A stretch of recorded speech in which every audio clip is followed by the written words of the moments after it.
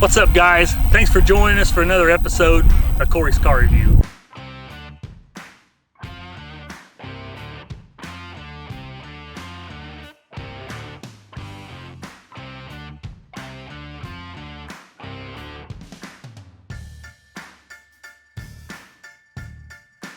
This video is particularly exciting because it was requested by a viewer that watched a previous episode, and he said, I've got one of these, my wife likes it, my son loves it, and I think it'd be cool if you did a video.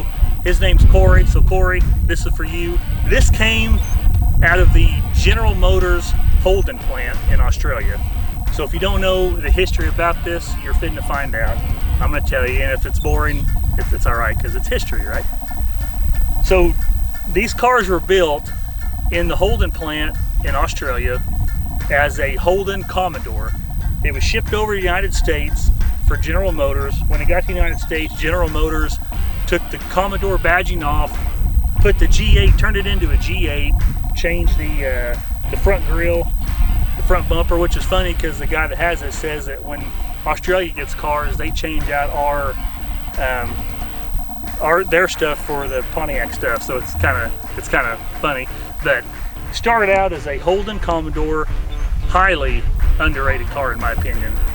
And you can't talk about the G8 without talking about the GTO. I know this is not a GTO video, but the GTO that ran from 04 to 06 came from the Holden plant in Australia, just like the G8. And the G8 was only produced in 2008 and 2009. So, which makes these a collector car. Like I said, highly underrated. We're gonna walk around and show you. Let's start with the front. I mean, as you can tell, it's black, and black is my favorite color. It's a beautiful color, and this is an awesome car. I've loved these cars from day one, and this is actually, I drove a couple of the GTOs. This is the first G8 that I've ever drove. So this gentleman has changed out the headlights and the tail lights. I love these louvers here on the hood. Just gives it that mean stance. When you walk around the side, you'll notice these on the side. These are actually the turn signals. It's got SS Camaro wheels on it with Brembo brakes. He's added the coilover shocks all the way around, which lowered the car 1.5 inches. And I'm going to point out how awesome the stance is on this. I mean, you can't really get any lower than this, and it's cool. We'll talk about some of the upgrades on the motor when we show you the motor. It's got the different G8 GXP spoiler. He's put different tail lights in it. So there were three options in the G8. You had the basic G8, which had a V6. You had the G8 GT, which that's what this is, the G8 GT. Has the 6-liter V8, factory 361 horsepower.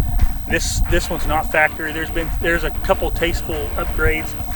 Then you had the G8 GXP that had the actual 6.2 LS3, and those are rare. Those also, the GXP also had the available 6-speed manual transmission, where this is a 6-speed automatic.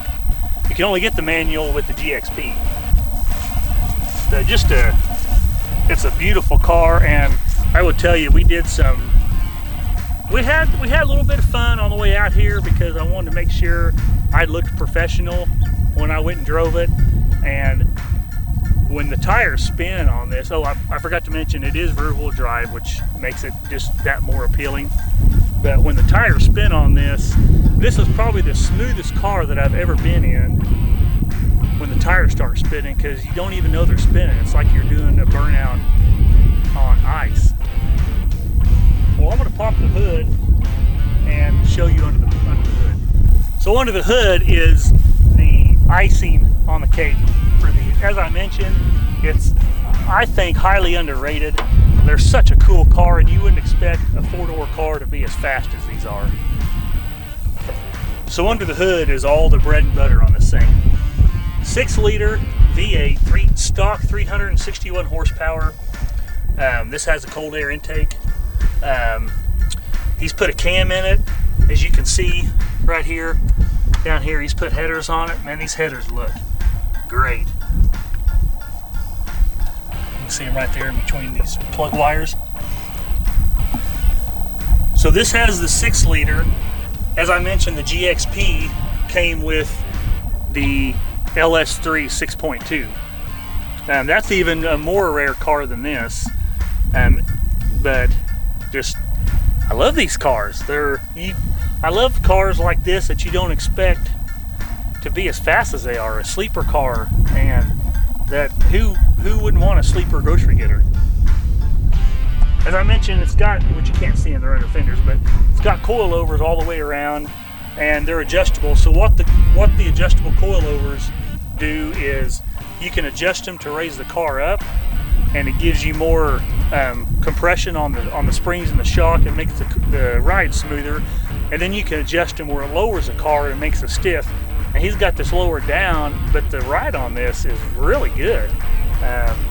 It rides smooth.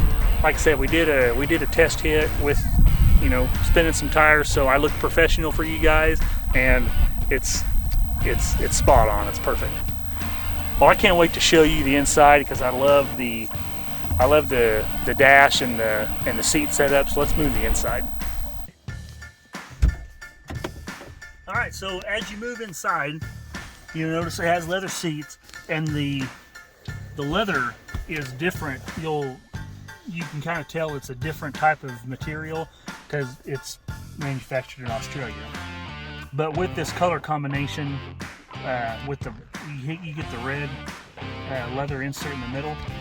And a cool feature I want to show you is right here on this instrument panel.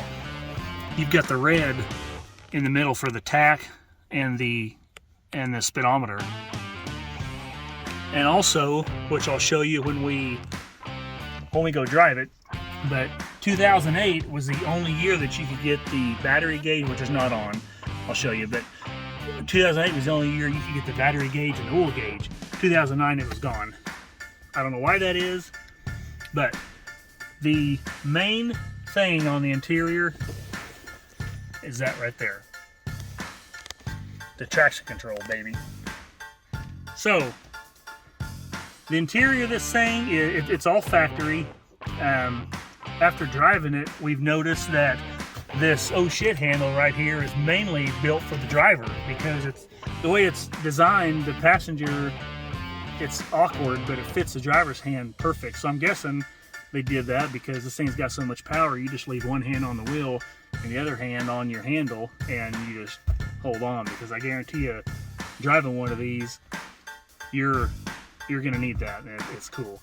I'll open this door, let some light, and you can see the back seat. As you can see, the back seat is, obviously the same as the front. You've got the middle leather inserts. This is actually a technical armrest. It's not a cup holder, but it's a nice thick armrest.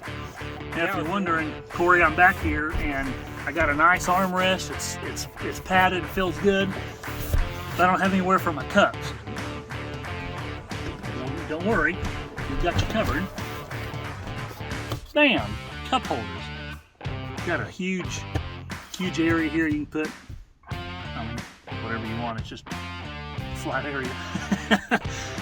There's your cup holders. Of course, you've got access to the trunk. Well, I guarantee you guys are dying to listen to this. Why don't you move to the back and I'll fire it up, and then we'll have fun and we'll go take it for a ride.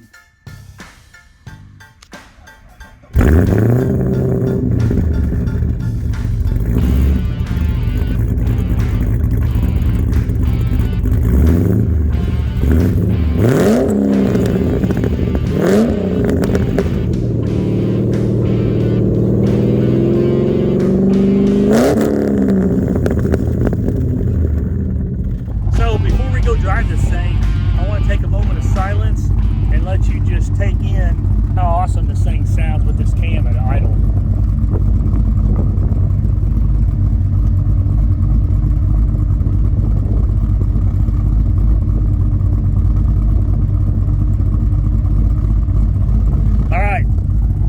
have some fun. Yeah. So I didn't talk much about the interior before, because I was dying to go drive it, and I thought, shoot, I'll just show you the interior as we're driving it. So, as I mentioned on these gauges, you've got the temperature gauge on the left, then you've got the tach, then you've got the digital speedometer, and then the dial speedometer, and then the fuel gauge on the right. Well, like I said, 2008, you've got this battery gauge and the oil pressure gauge in this dash. 2009, they did not have that. This also has they call it a night mode. So you can actually, during the night, when all your gauges are lit up with the lights on, you can actually turn the switch or hit the button, and the gauges will actually go dark, but obviously your digital speedometer will still work, but none of your gauge lights won't be on. They call it a night mode. It's just a pretty cool option. You've got your your regular radio screen, and as I mentioned, the most important part is the traction control button. The window switches and the door lock switch and the mirror switch is all right here in the middle. Of course, they kind of resemble this to be an old shit handle for the driver, but that's the emergency brake, so you obviously don't want to pull that. But when you're driving, like we mentioned, that's more for the driver and not the passenger. So it's funny that it's geared more towards the passenger's angle geared more towards the driver angle than the passenger angle. But man, these seats are so comfortable. There's the sound that this thing has when you're driving is just amazing. I mean, these are such cool cars. Then you add tasteful touches like the headers and the cam and the exhaust. It makes for an awesome car, and I hope that you guys can hear how cool this thing sounds inside the car as it does outside. And don't worry, we've got a little surprise at the end, so make sure you watch to the end. I didn't wear this shirt for anything. Okay. I want to downshift this going up this hill and just listen to the music. This thing makes.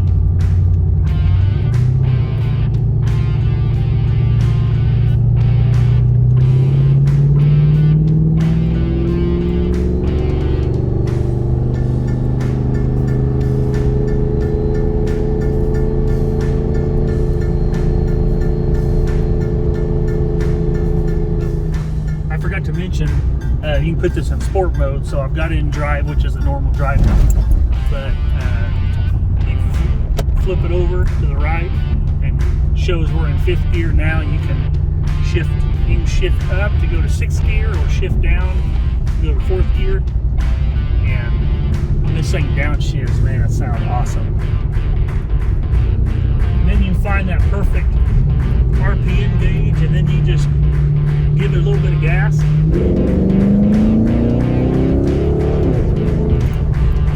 Oh my gosh.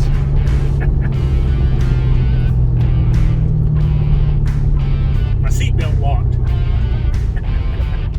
Alright, we're going to get this thing on the highway opened up and you guys can listen to it.